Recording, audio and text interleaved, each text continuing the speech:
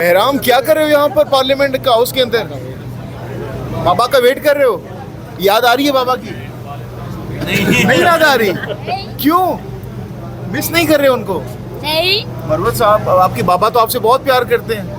मुझे खिलौने नहीं लेते ऐसा मैं।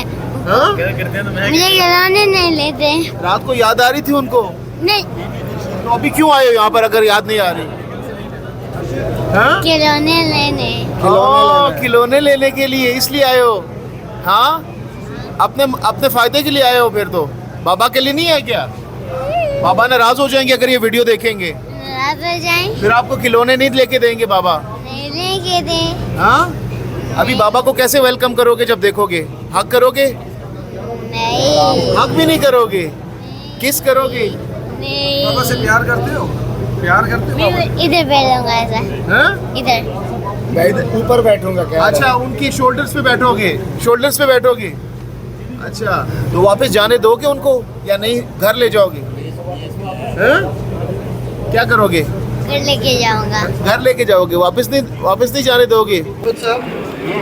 फैमिली आपकी परेशान तो नहीं आपकी वजह से? छोटा बेटा भी यहाँ पे बोले नहीं, बेटा मुझसे मिला है, आया है, खुश था। और हमने वो बेसिकली जब भी ये हालात नाजुक होते हैं और ये चापे घर पे पड़ते हैं ना, तो मुझे ज़हनी परेशानी कोफत इसलिए होती है कि बच्चे छोटे हैं। बहराम खान तो बड़ा मजबूत है, आज हमने उसको बहराम जो था ना, बेसिकली ये मैं जज रहा हूँ। मैंने हमेशा जब भी कोई बाप आया मेरे सामने और बेटा होता था तो मैं बाप की हथकड़ी खुलवा देता था, क्योंकि बेटे के जहन पे सारी ज़िंदगी ये छाप लगी रहती है कि मेरा बाप जो था वो पाबंद सलासल था या हथकड़ियों में कैद था।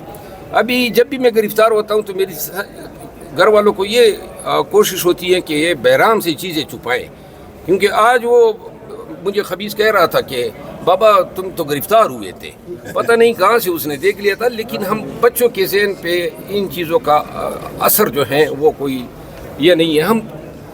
हमारे फैमिली जो है ना, सिर्फ मेरी नहीं, पीटीआई के हर लीडर की वो बहुत सफ़र कर रही है। आप यकीन करें ना, जब भी ये हम तो मर्द हैं और आदी हो गए इन तमाम चीज़ों के, लेकिन ख़वातीन के लिए इन चीज़ों को बर्दाश्त करना ये बहुत ज़्यादा जो है ड्रामा होता है उनके लिए।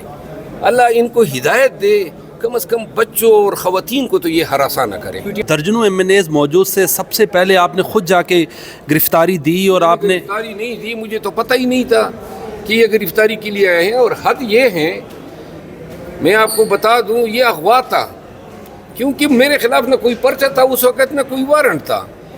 लेकिन इनके पास नफरी थी, तादाद ज़्यादा थी, तो ज़बरदस्ती ये मुझे ले गए और 8 तारीख के बकुए का पर्चा इन्होंने 10 तारीख की सुबह को दिया। पुलिस का सेक्रेटेरिएट थाने में हमें कोई बिस्तरा, कोई फॉर्म, कोई चीज़ नहीं दी गई। और फिर ये सारी रात पिराते रहे। कोशिश इनकी ये थी कि हम नींद न कर सके। गुज़िश्ता रात जो डीआईजी ऑपरेशन, जो एक एसपी रैंक का अफसर हैं, और इसके सीनियर जो डीआईजी अफसरान हैं वो नहीं लगे हैं, ये लगाए।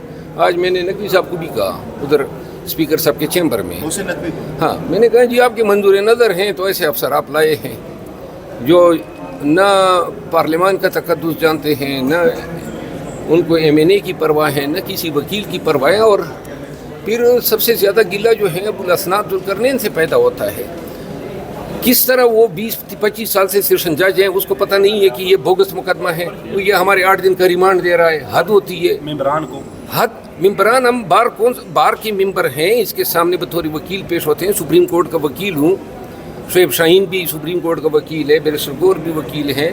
और ये जनाब अली आंखें बंद करके 8 दिन का रिमांड ये आईजी इस्लामाबाद ने और डीआईजी ऑपरेशन और उन पुलिस अफसरान ने जिन्होंने ये पर्चा किया है, और बादअज़ां उन्हीं शवाहिद की बुनियाद पे हमारा रिमांड लिया है, इन्होंने इर्तिकाब जुर्म ज़ेर दफ़ा 193 ताज़ीरात पाकिस्तान किया है। और उस जुर्म की सज़ा उतनी ही है जितनी उस इल्ज़ाम की जो हम पे लगाया गया है। बताइएगा कि ये सारी बातें जो है वो आज आप वहाँ पे कंक्लूड कर आए हैं, नफ़रतें मिटाकर मोहब्बतें बांटने का पैगाम देकर आए हैं, कोई बीच का किरदार अदा करेंगे? क्योंकि अली अमीन गंडापुर के बयानात से नफ़रतें फैल रही हैं, यहाँ पे असम्बली के फ्लोर पे जो कुछ हो रहा है। देखें, आज स्पीकर ने बड़े अच्छे ज़र्फ़ का मुज़ाहरा किया। تو اگر آپ کے کوئی پسندیدہ آدمی بھی ہیں نون لیگ میں؟ بے شک نون میں اگر میں کسی کو پسند کرتا ہوں تو وہ پھر سردار ایاز صادق ہے، اور وہ انتہائی ڈیسنٹ انسان ہیں. دیکھیں یہ بھی حقیقت ہے. آج جو خواجہ آصف صاحب بول رہے تھے، تو جب ان کے ممبران چند کے اگر پروڈکشن آرڈر جاری نہیں ہوئے تھے اس وقت یہ ہونا چاہیے تھا، کیونکہ آپ جو بھی روایت قائم ہوتی ہیں، اب یہ جو اسپیکر صاحب نے روایت قائم کی ہے کہ اس دور میں جب ہم ایک دوسرے کے ساتھ بات کرنے کے روادار نہیں ہیں، انہوں نے توام بھیجا، انہوں نے پولیس کو شاید ہدایات دی تھی، آئی جی کو بلایا ہوا تھا، اور اس نے پروڈکشن آرڈر جاری کیا، پھر یہاں بیٹھ کے کمیٹی بنائی.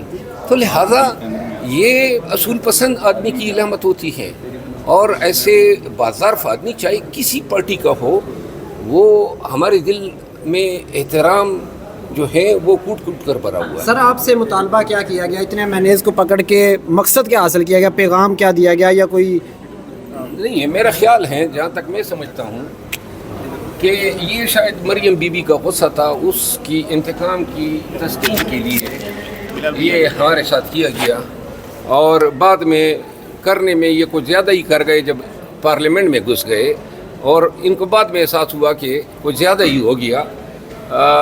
میرے ساتھ اور شاید شعیب شاہین صاحب کے ساتھ جو رویہ انہوں نے کل رات روا رکھا، شعیب شاہین صاحب کو بھی لے گئے، لاک اپ میں ڈالا، جبکہ تمام مینیز ہم پہلے اس میں تھے، کمروں میں تھے.